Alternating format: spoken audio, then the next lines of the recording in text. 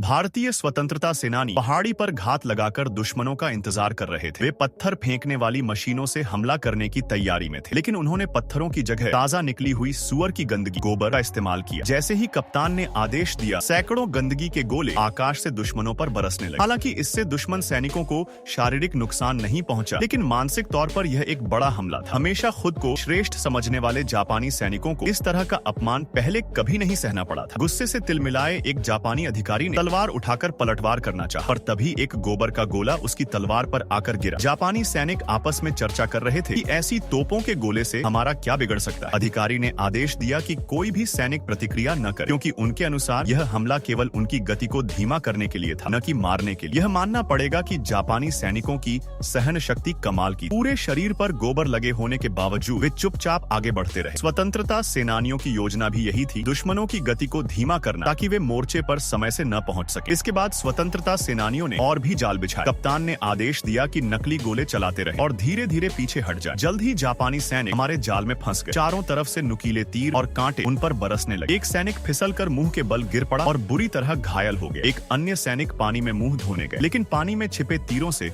उसका चेहरा छलनी हो गया। आखिरकार वे पहाड़ के नीचे वापस लौटे और नए कपड़े पहनकर कुछ देर विश्राम किया। फिर रिपोर्ट आई कि आगे कोई घात नहीं है और चील की चोंच नामक स्थान ज्यादा दूर नहीं। उन्हें तेजी से आगे बढ़ने का आदेश मिला। जब हमारे कप्तान ने देखा कि दुश्मन सैनिक अब भी यहाँ इकट्ठा हो रहे हैं, तो उन्होंने एक नई योजना बनाई। 17 अप्रैल को तेज हवाएं चलने लगी। कप्तान ने कहा, अब समय आ गया है कि दुश्मन को असली सबक सिखाया जाए। उन्होंने घाटी के चारों ओर सैकड़ों किलो मिर्च भूननी शुरू कर। तेज हवा के साथ मिर्च का धुआं सीधे चील की चोंच क्षेत्र की तरफ बहने लगा। धुएं से जापानी सैनिक बुरी तरह खांसने लगे और उनकी आंखों से आंसू बहने लगे। वे अपने मोर्टार से सही निशाना नहीं साध पा रहे। हार न मानते हुए उन्होंने 10 तोप के गोले दागे, लेकिन वे इधर उधर गिरते रहे और कोई निशाना नहीं साध पाए। कप्तान आत्मविश्वास से अपनी जगह खड़े रहे, क्योंकि उन्हें मालूम था कि दुश्मन धुएं में उन्हें देख नहीं सकता। अंत में जापानी सैनिकों को मिर्च के धुएं ने इतना परेशान कर दिया कि वे चील की चोंच छोड़कर पीछे हटने को मजबूर हो गए। लेकिन दुर्भाग्यवश जो तेज हवाएं 3 दिन तक चलने वाली थी, वे अचानक रुक गई। जैसे ही दुश्मन को इसका पता चला, उन्होंने रात में अचानक हमला करने की योजना बनाई, पर हमारे कप्तान ने पहले ही इस चाल को भांप लिया था। वे अकेले एक माइक लेकर दुश्मन के कैंप के पास गए